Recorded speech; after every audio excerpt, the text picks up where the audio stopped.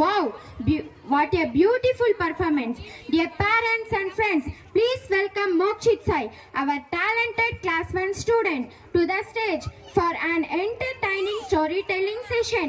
Mokshit Sai will be narrating the classic tale of The Thirsty Crow. Let's give him a big round of applause. Namaste everyone. I am Mokshit Sai, studying in class 1 at Himajabad School, Nagali. My story name is The Thirsty Crow. On that day, a crow was very thirsty. He looked for water here and there. He couldn't find it. After a time, he saw one pot. There was very little water. He couldn't reach it. He thought of a plan. Take up some stones, one by one, drop into the pot. The water came up. He drank the water. He flew away happily. The moral of the story is, while the disease dies away. Thank you.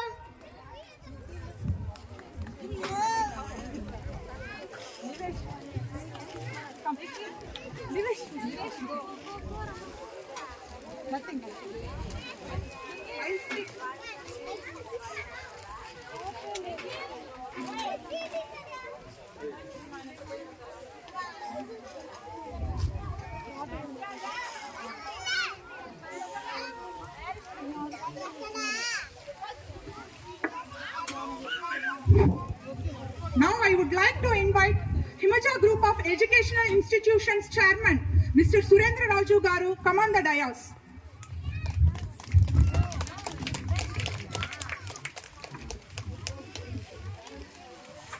First sir.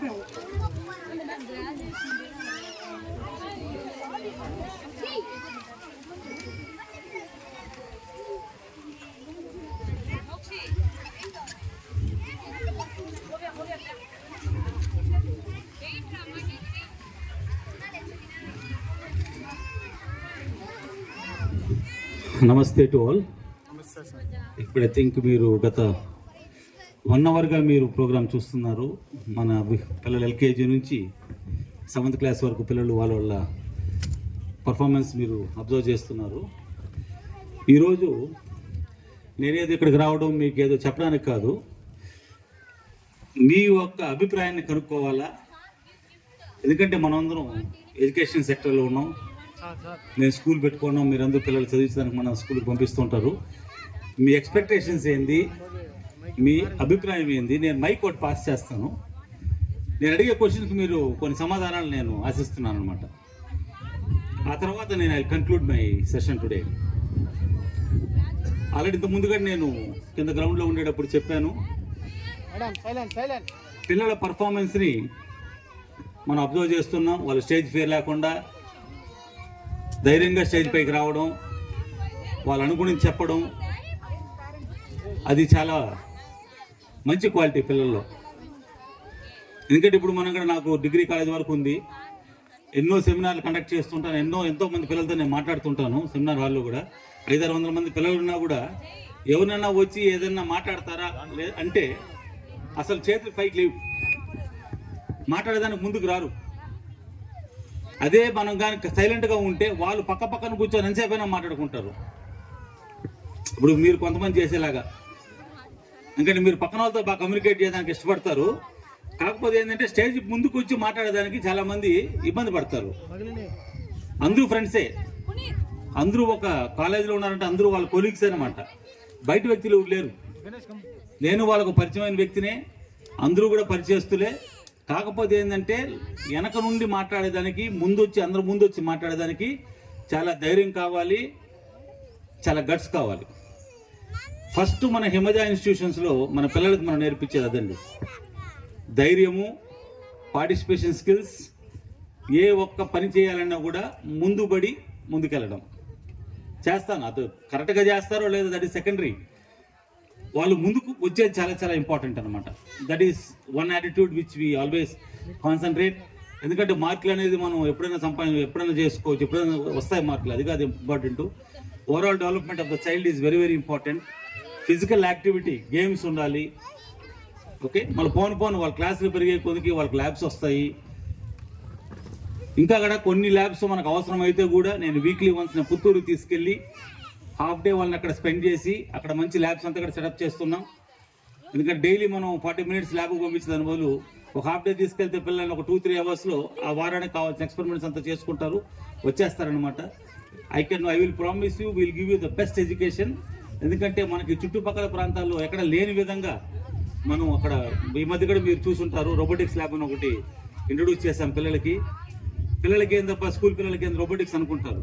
కాకపోతే robotics అనేది it's an electronics lab. ఎందుకంటే మనం కొన్ని వస్తువులు ఇప్పుడు remote cars ఎన్నో తీస్తుంటాం పిల్లలకి, కీతో run అవుతాయి, కొన్ని రిమోట్తో రన్ అవుతాయి, కొన్ని సెల్ఫ్ బ్యాటరీలతో రన్ అవుతాయి. ఇలాంటి వస్తువులను చూస్తుంటారు అనమాట. దాంట్లో ఉండేదంతా ఒక చిన్న సర్క్యూట్, దాని కనెక్షన్స్ ఎలా అవ్వాలనేది పిల్లలకు మనం నేర్పించి ప్రోగ్రామింగ్ అనేది చేపిస్తే అద్భుతంగా వాళ్ళు చేయగలుగుతారు. నేనే ఆశ్చర్యపోయాను, ఎందుకంటే మనం ఒక్క టైప్లో మనం ఆలోచిస్తుంటే పిల్లలు రకరకాలుగా ఆలోచిస్తున్నారు అనమాట. వాళ్ళు యూట్యూబ్లో బ్రౌజ్ చేసుకుంటున్నారు, ఎక్కడెక్కడో వాళ్ళకు ఇన్ఫర్మేషన్ తీసుకొస్తున్నారు. ఒక్కొక్కడు ఒక్కొక్క మోడల్ రెడీ చేయడానికి సిద్ధంగా వస్తున్నారు. సేమ్ సర్క్యూటే, కాకపోతే డిఫరెంట్ ఫంక్షనింగ్ అనమాట. ఒకటి సర్వింగ్ రోబోట్ అంటే ఇంకోటి వీల్ చైర్ రోబోట్ ఒకటి రెడీ చేశారు. ప్రతి వాళ్ళు తీసుకెళ్లాలంటే వీల్ చైర్ ఉండాలి కదా సార్, దానికి మోటార్ సెట్ చేస్తే వాళ్ళు నడిచే పని లేకుండా బ్యాటరీ ఆపరేటెడ్. మనం నాగార్జున సినిమాలో కూడా చూసాం, అదేదో ఊపిరినేదో సినిమాలో అలాంటి టైప్ అనమాట. ఒక జస్ట్ రిమోట్, డ్రోన్స్ పైన ఫ్లై అవుతుంటాయి. సింపుల్ టెక్నాలజీ అంతా కూడా మనం ఊహించుకునే దానికి కూడా మనం ఇబ్బంది పడుతుంటాం. అలాంటివి కూడా స్కూల్ పిల్లలకి మనం వాళ్ళకి చూపిస్తూ వాళ్ళు ఖాళీ సమయాన్ని ఇంటికి వెళ్ళినప్పుడు వాళ్ళకు ఉన్న ఫ్రీ టైంలో కూడా వాళ్ళు ఆలోచించడం మొదలు పెడతారు పిల్లలు. ఇప్పుడు చూసేట్టు మొబైల్ ఫోన్స్ పెట్టుకోకుండా డిఫరెంట్ యాక్టివిటీస్లో వాళ్ళు ఇన్వాల్వ్ కాకుండా టీవీ ఇక్కడ కూర్చోకుండా దే విల్ స్టార్ట్ థింకింగ్. ఎందుకంటే నేను మొన్న హిమజాలో నేను ప్రయోగం చేసింది యావరేజ్ పిల్లలు కొంతమంది తీసుకున్నాను, అంటే బిలో యావరేజ్ పిల్లలు. అకాడమిక్లో వాళ్ళకి 80-90 మార్కులు రావండి, 50-60 మార్కులే వస్తాయి. కమ్యూనికేషన్ స్కిల్స్ పెద్దగా లేవు ఆ పిల్లలకి. ఎందుకంటే ఇప్పుడు ల్యాబ్ అనేది నెక్స్ట్ ఇయర్ కోసం నేను సెటప్ చేశాను. ఒక 2 days వాళ్ళకి ట్రైనింగ్ ఇస్తే ఆ పిల్లలు దే డూయింగ్ ఇన్ ఎక్సలెంట్ వే, అద్భుతంగా చేస్తున్నారు పిల్లలు. ఇట్ ఈస్ నాట్ ద మార్కులకి వాళ్ళ పర్ఫార్మెన్స్కి వాళ్ళ ఆలోచన శక్తికి మనం ముడిపెట్టకూడదండి ఎప్పుడు కానీ. ఎందుకంటే వాడికి అవకాశం కల్పిస్తే ప్రతి ఒక్కరూ బ్రహ్మాండంగా రాణిస్తారనమాట. So we should look for a place where opportunities are created for the children. చాలా important. Okay, so before I continue, నేను I would like to ask few questions. Mic ఎవరు ఇస్తారు మీరా? ఓకే, ఫస్ట్ క్వశ్చన్ ఏంటంటే what is your expectation on the child? మన పేరెంట్స్గా మీరు ఎల్కేజీలో చేర్చుంటారు, 2వ తరగతిలో చేర్చుంటారు, 5వ తరగతిలో ఏ క్లాస్ అన్నా ఉండొచ్చు. మీ ఒక పిల్లవాడి పైన వాడు ఏమవ్వాలనుకుంటున్నారు, వాళ్ళపైన మీకు ఏం ఎక్స్పెక్టేషన్స్ ఉన్నాయి? ర్యాండమ్గా ఎవరికొరికి ఇవ్వండి, మైక్ ఇబ్బంది ఏం లేదు, అంతే ఇవ్వండి, మన రస్తాకి ఇవ్వండి. She was once teacher in my school and now she is working in secretariat, ఇక్కడ మన గ్రామ సచివాలయంలో పనిచేస్తున్నారు. ఐ థింక్ షీ సైన్ మహిళా పోలీస్ వర్క్ చేస్తున్నారు. చెప్పండి. నమస్తే సార్. ఫస్ట్ ఆఫ్ ఆల్ నాకు ఈ ఆపర్చునిటీ ఇచ్చినందుకు ధన్యవాదాలు సార్. నాకు యాక్చువల్గా ఇప్పుడు ఎక్స్ ఫ్యాకల్టీగా రెస్పాండ్ అవ్వాలా లేకపోతే పేరెంట్గా రెస్పాండ్ అవ్వాలా? మీ పిల్లవాడు పైన మీ ఎక్స్పెక్టేషన్ అడిగాను నేను, అంతే. యాక్చువల్గా అయితే నేను మా మీద ఎలాంటి హోప్ లేకుండా మాత్రమే ఇక్కడ జాయిన్ చేశాను సార్. ఒకే మా అమ్మ కూడా వన్స్ ఇక్కడ 15 years ఫ్యాకల్టీగా వర్క్ చేసి ఇంకా ఎక్కువ సంవత్సరాలు పనిచేసింది మీ మదర్. 15 కంటే ఎక్కువ సంవత్సరాలు పనిచేసింది. అవును సార్. అదే వర్క్ చేయడం వల్ల మీద తర్వాత హిమజా ఎడ్యుకేషన్ ఇన్స్టిట్యూషన్స్ మీద మా అమ్మకు నమ్మకంతో ఇక్కడ జాయిన్ చేశాము.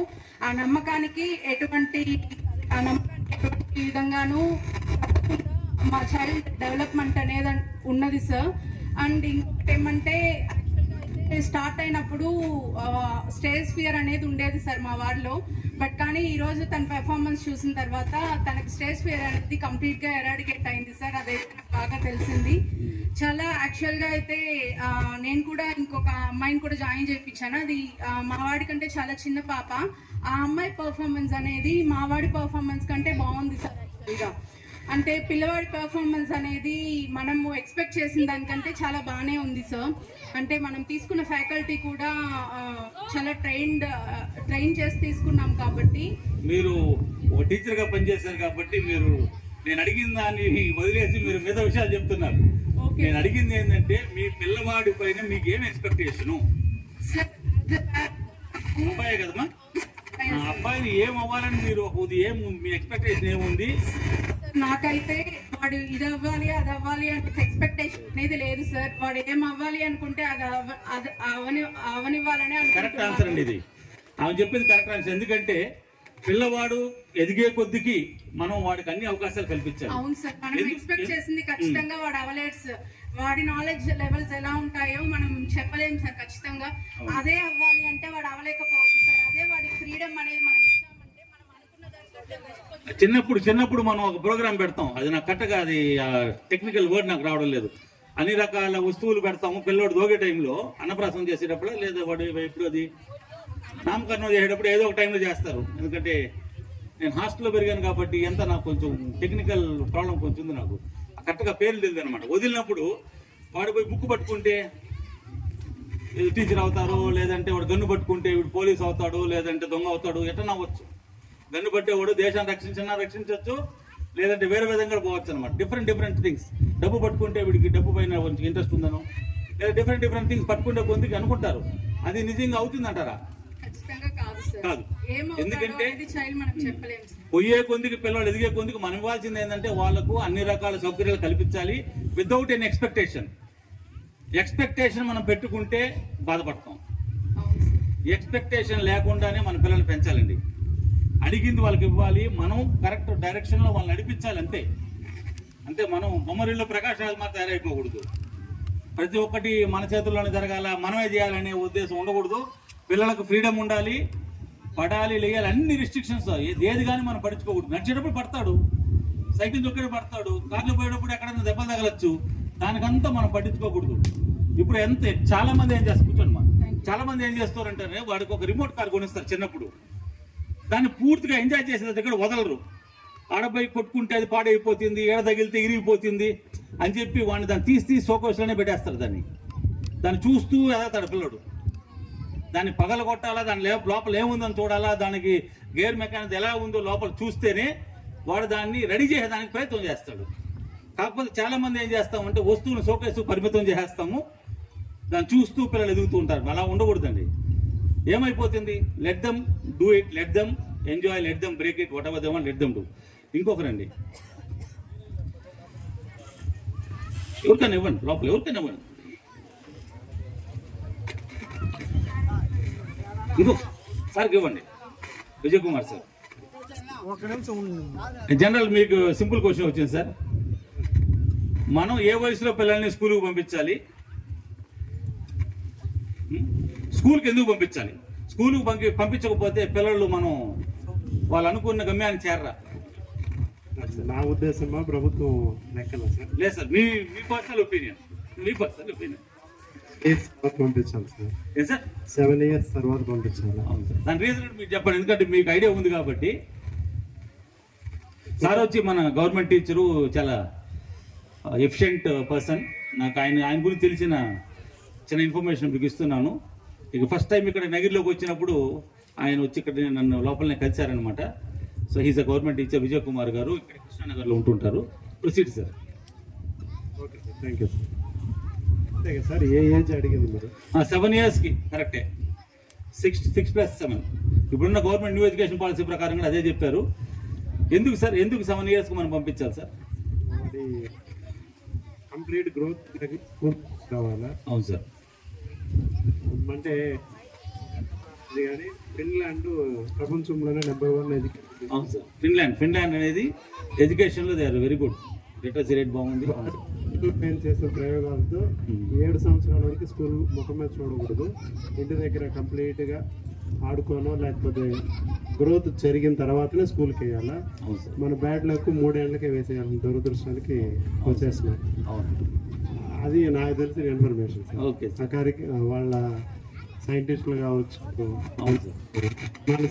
ఫిక్స్ అయ్యి వాళ్ళు బ్రహ్మాండంగా ఫాలో అయ్యి ఈరోజు మంచి స్థాయిలో ఉండాలి సార్. అవును సార్, అదే కదా సార్. అవును సార్, సార్ అదొకటే సరిపోతుంది. Thank you sir.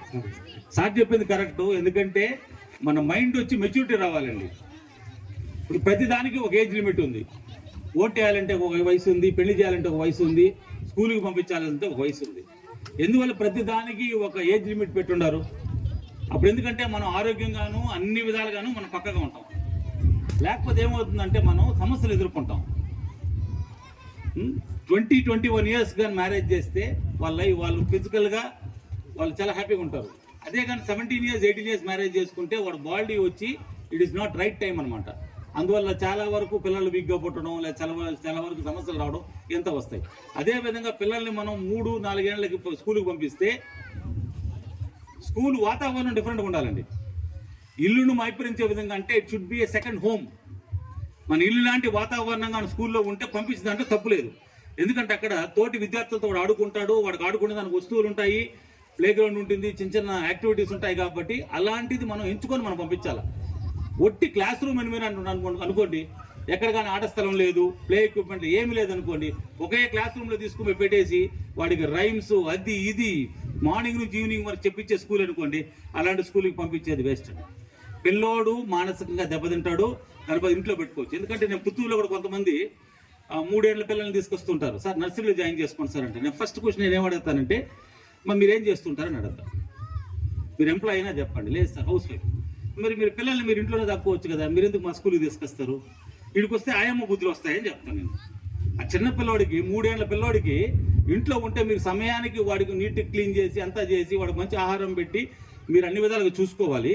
ఇక్కడ వస్తే మా ఆయమ్మ నేచరే వాళ్ళు వస్తుంది. ఎందుకంటే వాడు మేలుకున్న సమయం ఎక్కువ సమయం ఆనందా చూసి చదువుతూ ఉంటాడు, లేదా టీచర్లు చూస్తూ ఉంటాడు. టీచర్లు చూసినా పర్లేదు, నర్సరీ పిల్లలంటే ఎక్కువ వచ్చి పర్సనల్ కేర్ అవసరం. ఎవరొకరు మోసుకొని తిరుగుతుండాలా, వదులుతుండాలి, అమ్మారికి ఉంటుంది అనమాట. అలాంటివి వస్తాయి. చాలా మంది ఏంటంటే ఎవరినో ఒకరిని ఎంప్లాయ్ చేస్తారు ఇంట్లో, కేర్ టేకర్ని. వాళ్ళ పాటు వాళ్ళు టీవీ కూడా కూర్చోంటారు, ఏదో పని చేసుకుంటూ ఉంటారు, ఫోన్లో మాట్లాడుకుంటూ ఉంటారు. కానీ ఎవరి నేచర్ ఆ పిల్లలు వస్తుంది, పెంచే వాళ్ళ నేచర్ వస్తుందండి.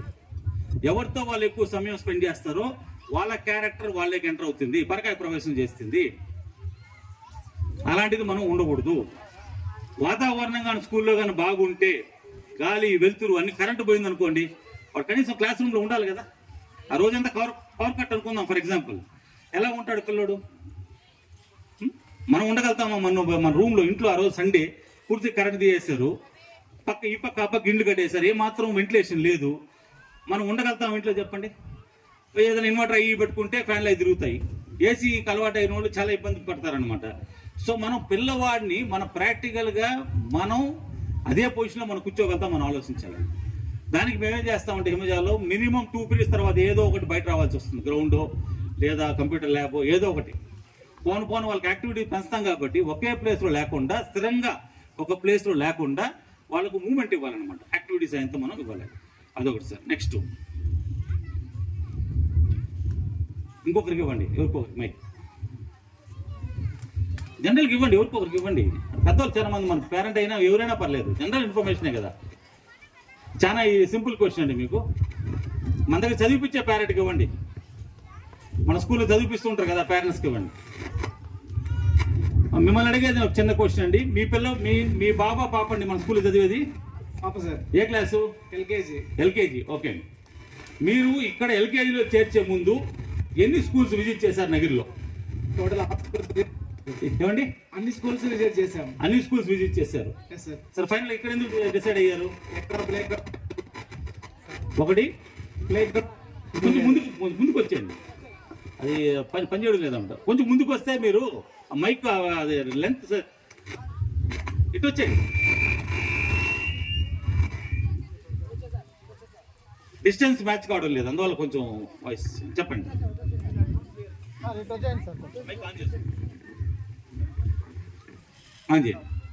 వినపడుతుంది?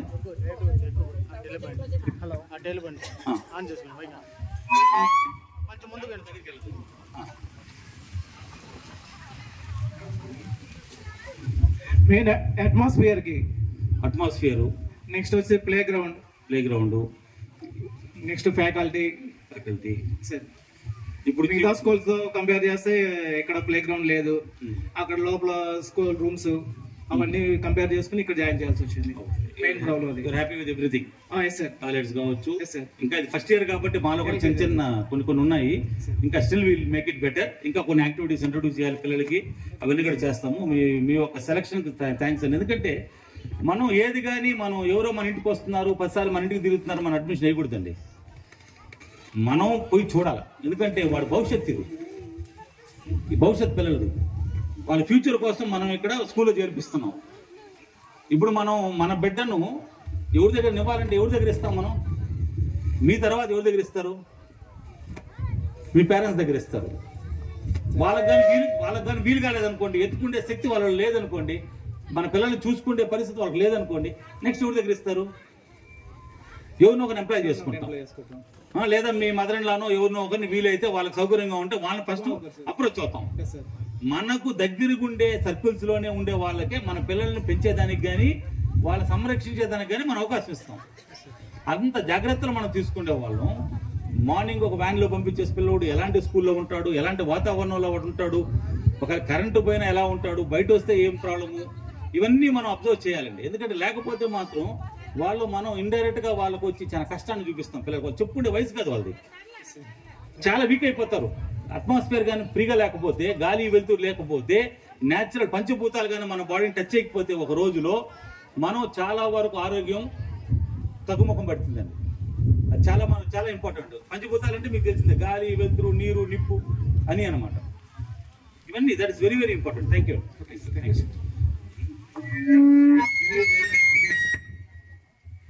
ఈ క్వశ్చన్ చాలా మందికి అడగాలని ఉంటుంది నాకు, అలాగే నేను అడిగాను కాబట్టి ఆయన మనకు వివరంగానే చెప్పారు. That is very very important.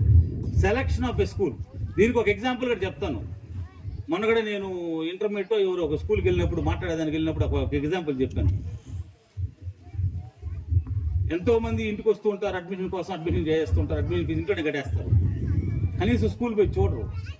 దానివల్ల ఉపయోగం ఏం చెప్పండి? ఏం లేదు. అదే ఆ పేరెంట్ని అడిగాను, మీ పాప కొంచెం పెద్ద పాప అవుతుందండి, పెళ్లి సంబంధాలు చూస్తూ ఉంటారు, ఎవరో ఒకరు మన ఇంటికి వస్తారు, నాకు ఎంత వస్తుంది అంత వస్తుందని ఏదో చెప్తారు, మంచిగా మాటలు చెప్తారు, మన ఇంటికి వచ్చారు కాబట్టి మన కాఫీ మన టీ తాగేస్తారు, మీ పాపను మాకు ఇస్తారంటే మనం కమిట్ అయిపోతామా?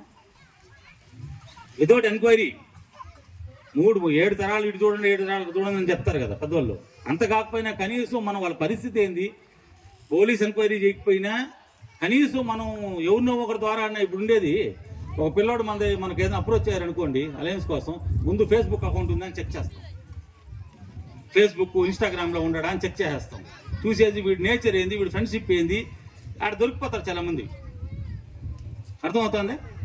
కోక్ పెట్టుకొని ఉంటే కూడా పక్కనోడు మందు తాగుతా ఉంటాడు, వీడు కోకే తాగుతూ ఉంటాడు, కానీ వీడి కూడా మంది అనే మన ఫీలింగ్ వచ్చేస్తుంది. ఇప్పుడు సోషల్ కల్చర్ అమరుగా అయిపోయింది. దాన్ని చూసి మనం అంచనాలు వేస్తుంటాం. ప్రతి ఒక్కటి ఏది కానీ వితౌట్ సీయింగ్, వితౌట్ హియరింగ్ మనం డెసిషన్ తీసుకోకూడదండి. ఎందుకంటే ఇప్పుడు ప్రపంచం ఎట్టయిపోయిందంటే ప్రతి ఒక్కటి పోటీ అయిపోయింది, ప్రతి ఒక్కటి కమిషన్ యుగం అయిపోయింది. మన ఇంటికి వస్తారు, వాళ్ళకి ఒక టార్గెట్ ఇచ్చి ఉంటారు, 5 మంది చేస్తే మీ పిల్లడికి హాఫ్ ఫీజు అంటారు. ఆ పేరెంట్ ఏం చేస్తారు, ఇంట్రెస్ట్ తీసుకొని అందరిని పోయి కలుస్తూ ఉంటారు, అది ఇదని చెప్తూ ఉంటారు. మనం ఒకరిన మాట నమ్మకూడదు. మనం డైరెక్ట్గా ఏ స్కూల్లో చేర్చాలనుకుంటాం, డైరెక్ట్గా స్కూల్కి వెళ్ళండి. ఆ కరెస్పాండెంట్ ఎవరు, ఆయన పరిస్థితి ఏంది, బ్యాక్గ్రౌండ్ ఏంది, అందుబాటులో ఉంటారా లేదా, కనీసం ఫోన్ చేస్తారా, పలకరిస్తారా, నెలకు ఒకసారైనా వస్తారా, ఎవ్రీథింగ్ ఈజ్ ఇంపార్టెంట్. ప్రతి ఒక్కటి మనం కొనుక్కోవాలి. ఫెసిలిటీస్, వాళ్ళ విజన్ ఏంది, వాళ్ళ అంబిషన్ ఏంది. ఎందుకంటే హిమజ విద్యా సంస్థలు ఏది కానివ్వండి, it's all own campuses, own campus. Land ఉన్నదే, బిల్డింగ్ నేను పెట్టుకోండి, ఇంకా 2 ఎకరాలు పెట్టుకున్నాను. ఎందుకంటే ఒక ప్రాపర్టీలో ఈ మరి బిల్డింగ్ మనం కట్టాలంటే లాంగ్ టర్మ్ ఆలోచించే కదండి చేస్తాం. లేకపోతే 2 బిల్డింగ్ లో పెట్టుకుంటాం, కొత్తనుకున్నప్పుడు మూసేసి వెళ్ళిపోతాం. ఓన్ బిల్డింగ్ అయితే మనకు రిస్క్ ఎక్కువ, we cannot carry it and go. ఎప్పుడు కానీ ఇంత ఇంట్రెస్ట్ తీసుకొని చేస్తున్నాం అంటే ఇంకా 2 ఎకరాలు దానికి పెట్టున్నాం.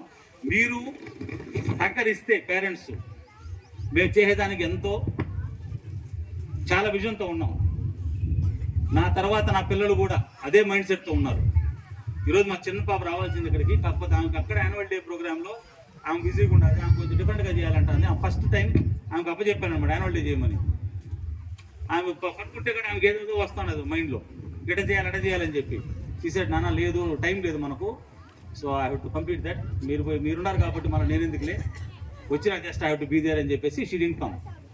వాళ్ళకి అంత ఇంట్రెస్ట్ ఉందన్నమాట దీనిపైన. సో ఆమె నెక్స్ట్ ఇయర్ నుంచి ఇక్కడ ఫుల్ టైం వీక్లీ వన్స్ వస్తుంటారు. ఇంకా వేరే వాళ్ళు కూడా different people will come, they will monitor how things are going on. ఇంకా కొంచెం బ్యూటిఫికేషన్ చేస్తాము, ప్రతి ఒక్కరికి కూడా మంచి సౌకర్యాలు కల్పిస్తూ. నేను ఎక్స్పెక్ట్ అయ్యేది ఏంటంటే మిమ్మల్ని నేను ఏదంటే చెప్పను, మీకు తెలిసిన వాళ్ళని మీరు పరిచయం చేయండి స్కూల్కి. అంతే. Azam to visit the school, campus చూడమని చెప్పండి. ఎందుకంటే మనం ఈసారి నేను జూన్లో కూడా పెద్ద క్వశ్చన్ మార్క్తోనే స్కూల్ స్టార్ట్ చేశాను. అవుతుందో లేదో అని చెప్పి అర్థం మనసుతోనే నేను క్యాన్వాస్ ఇక్కడ పూర్తిగా చేయలేదు. పూర్తి కంప్లీట్ చేసి ఏ మాత్రం బ్రిక్ వర్క్ ఉండకూడదు బిల్డింగ్లో అని చెప్పి ఒక పట్టుదలతో నేను జూన్ 15th స్కూల్ స్టార్ట్ చేస్తాం అనమాట. 73 మంది పిల్లలు చేరారు క్రమంగా. ఇప్పుడు కంటిన్యూస్ ఒక 20-25 మంది వచ్చి ఉన్నారు నెక్స్ట్ అకాడమిక్ ఇయర్ కోసం. 100 అయింది అది.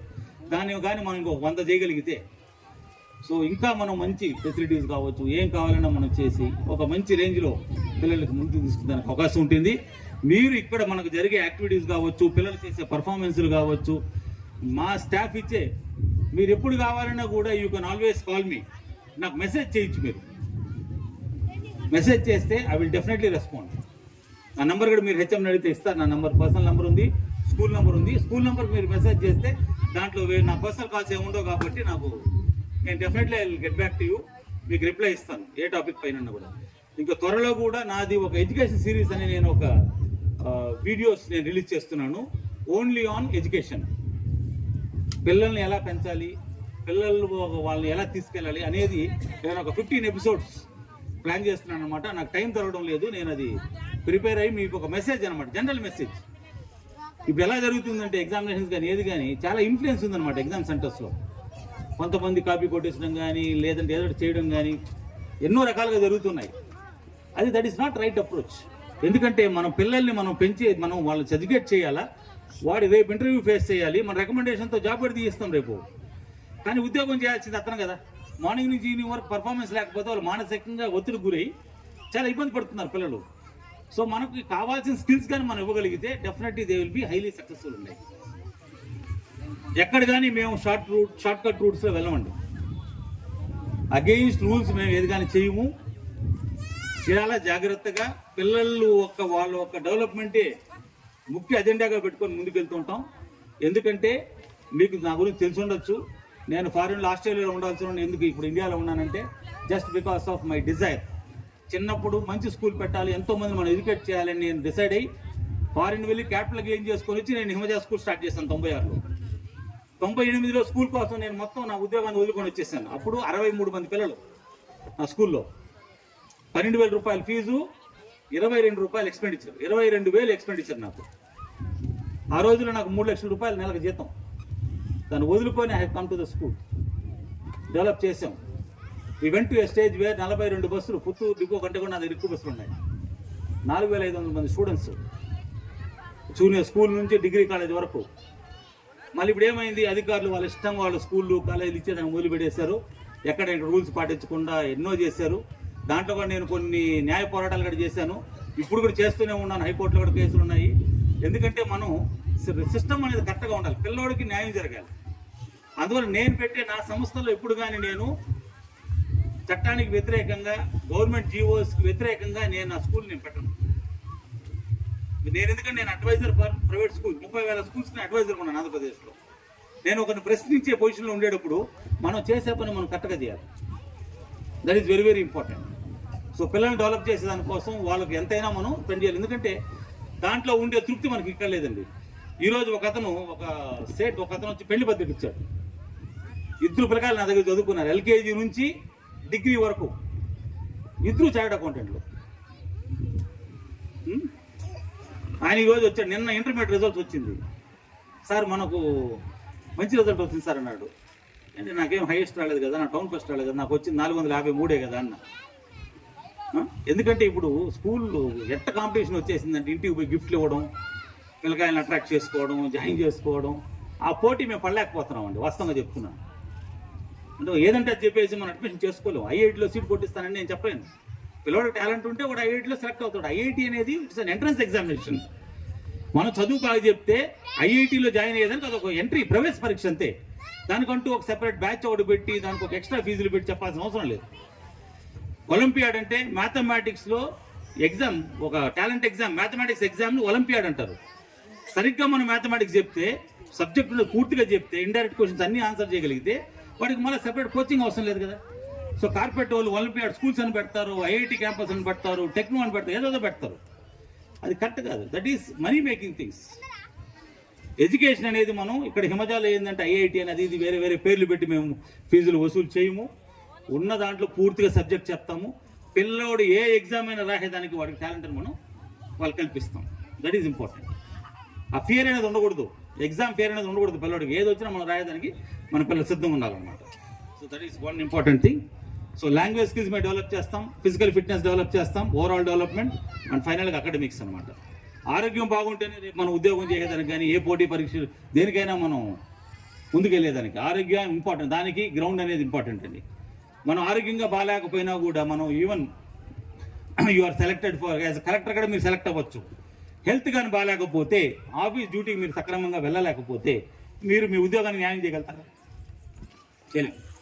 సో ఫిట్నెస్ అనేది ప్రతి వ్యక్తికి ఇంపార్టెంట్ అనమాట. అది ఎక్కడొస్తుంది? మొక్కను మనం చీకటి గదిలో పెట్టి మనం దాన్ని పెంచగలుగుతామా? పెంచలేము. మొక్కను మనం చీకటి గదిలో పెట్టి పెంచచ్చా? ఇప్పుడున్న స్కూల్స్ ఎక్కువ వచ్చి పిల్లల్ని అదే విధంగా చదువు చెప్తున్నారు, రూములకు వాళ్ళని పరిమితం చేసేస్తున్నారు. అది ఎడ్యుకేషన్ కాదు. ఇంకో క్వశ్చన్ నేను అడుగుతున్నాను, ఎవరిని ఇంట్రెస్ట్ ఉంటే చెప్పచ్చు. ఎవరు ఒక్కొక్కరికి ఇద్దాం. ఇక్కడ ఆ పేరెంట్ దగ్గర పర్లే తమిళ తెలుగా?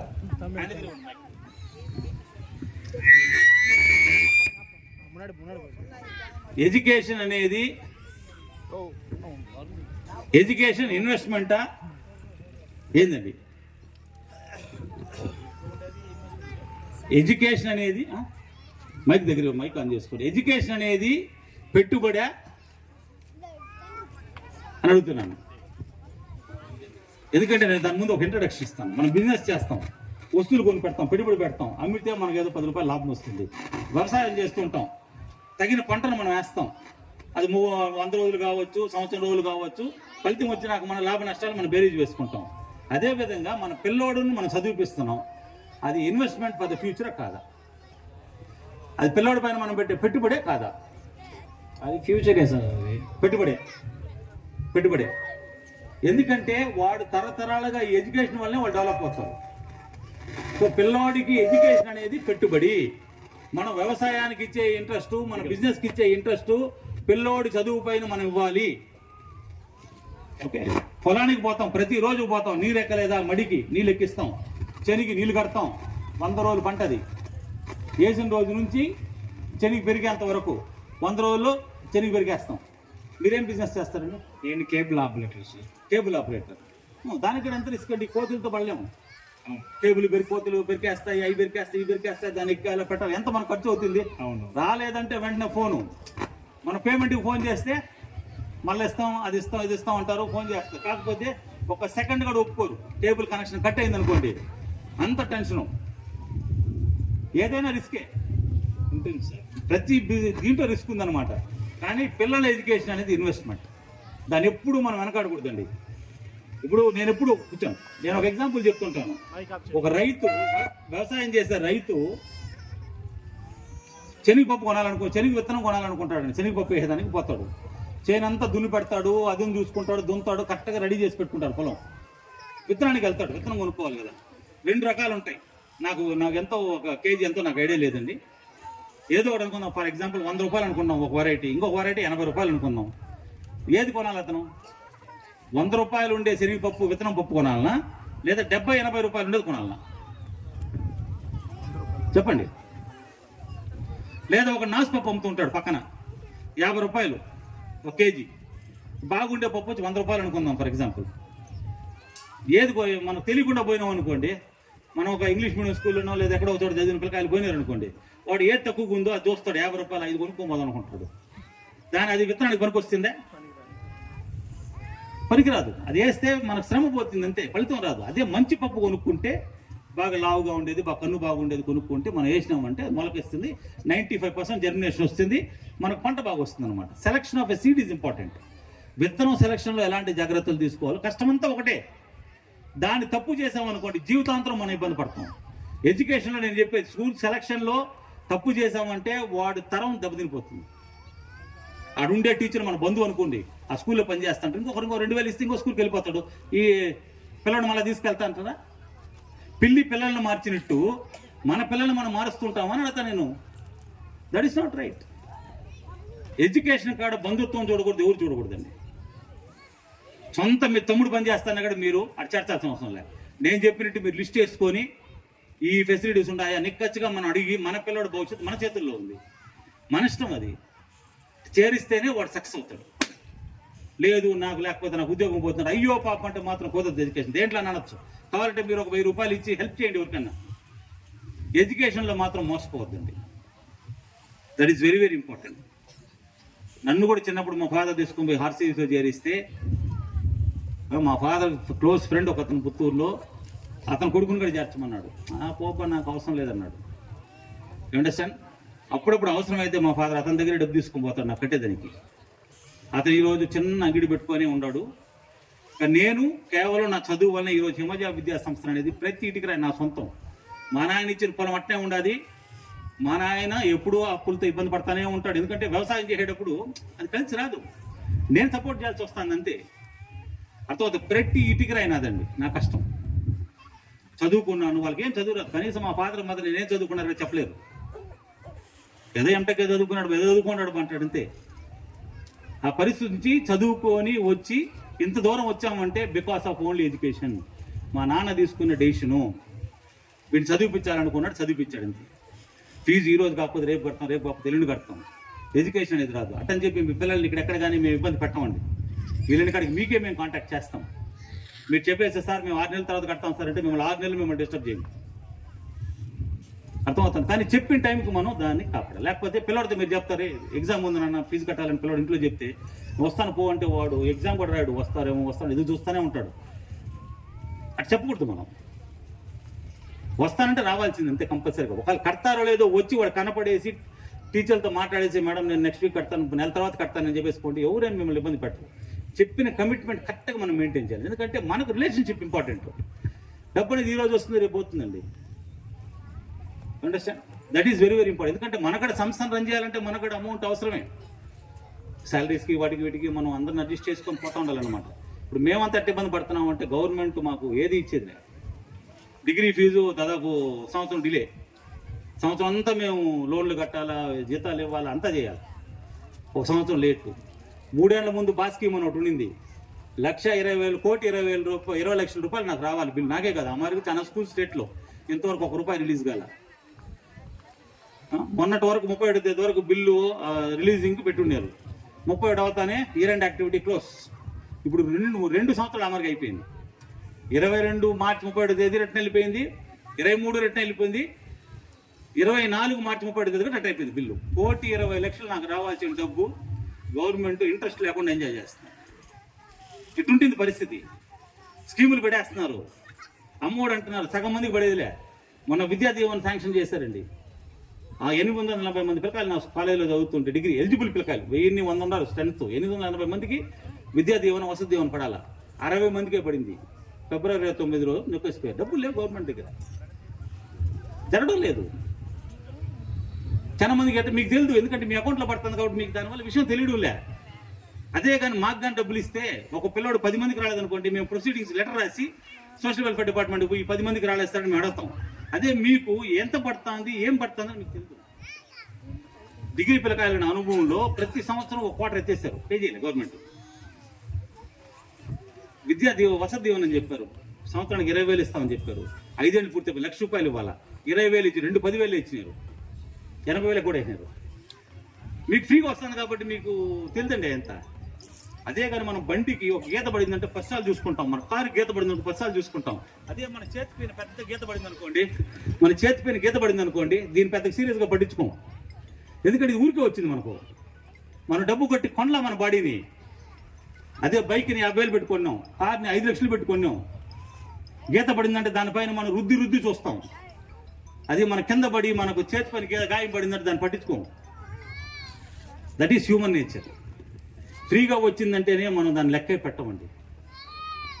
అర్థమవుతుందా? మీరు ఎన్ని కష్టాలన్నా పడింది, ఎడ్యుకేషన్కి ఇంపార్టెన్స్ మీరు ఇస్తే మీ పిల్లోడు మిమ్మల్ని కాపాడతాడు.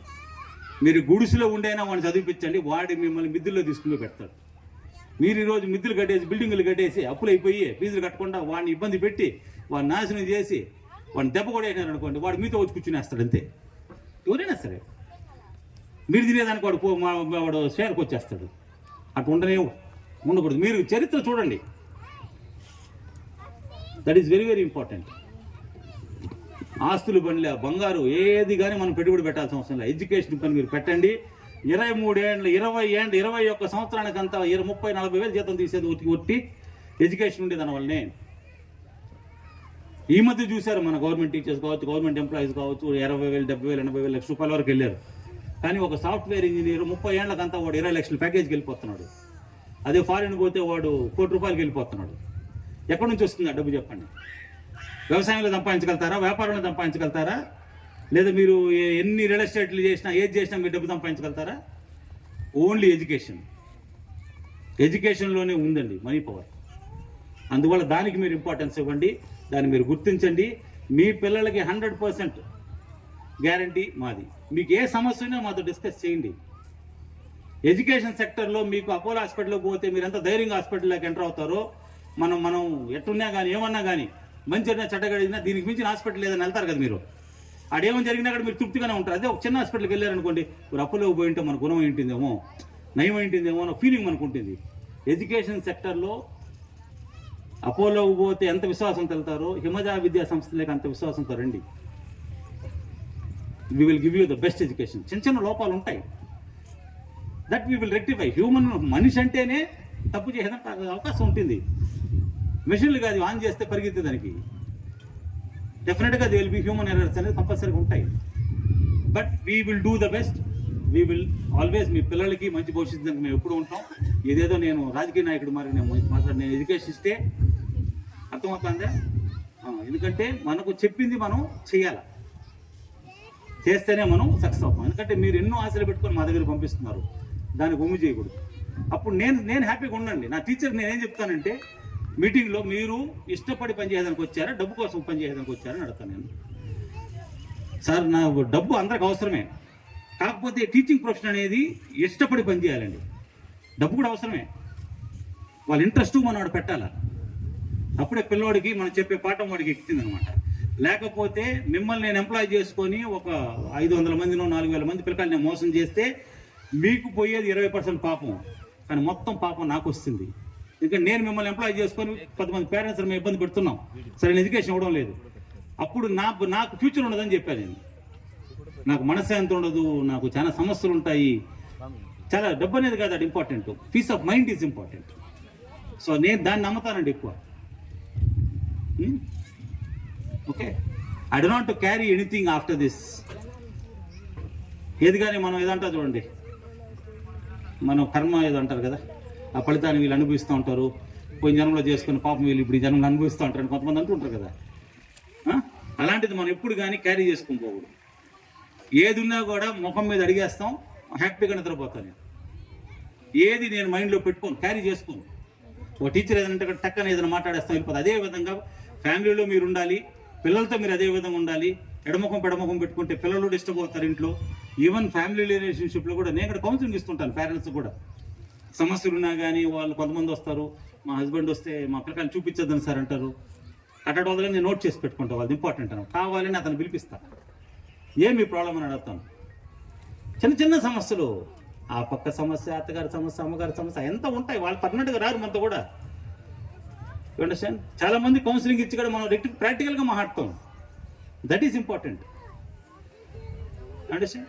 సో రిలేషన్షిప్ అనేది it's very very important with in the family. పిల్లల ముందు కూడా మనం అంత హుందాతనంగా మనం ముందుకు వెళ్ళాలి, ముందుకు నడుచుకుని వెళ్ళాలి. అప్పుడు పిల్లలు కూడా హ్యాపీగా ఫీల్ అవుతారు, ఎటువంటి డిస్టర్బెన్స్ ఉండదు. నిన్న ఒక యూకేజీ పాప మా స్కూల్లో 2 పిల్లకాయలు ఫ్యామిలీ గొడవ. ఫాదరు ఒకరిని తీసుకెళ్ళిపోతున్నాడు, ఇంకొక అమ్మ ఇక్కడ ఉంటుంది. వాళ్ళు మా పాపతో చెప్పి బాధపడుతున్నారంట. ఏదో ఫ్యామిలీలో ఏదో కష్టం మా ఫాదర్ మదర్కి. మా అక్క పొలం నీరు వెళ్తుందా, రేష్మ అక్క అని అంటుంది ఆ పాప కూడా. నేను మాత్రం ఇక్కడ చదువుకుంటాను అక్క, మా అక్క మాత్రం పలమనేరు వెళ్తుంది, నాకు మా అక్క అంటే చాలా ఇష్టం అని బాధపడతా ఉంది. సో సెపరేషన్ ఆఫ్ చిల్డ్రన్, సమస్యలు, ఆ రిలేషన్షిప్, ఆ అభిమానం, ఆ ప్రేమ అనేది చాలా చాలా జాగ్రత్తగా తీసుకెళ్ళాలండి పిల్లకాయలు మాత్రం. So we are emotionally connected.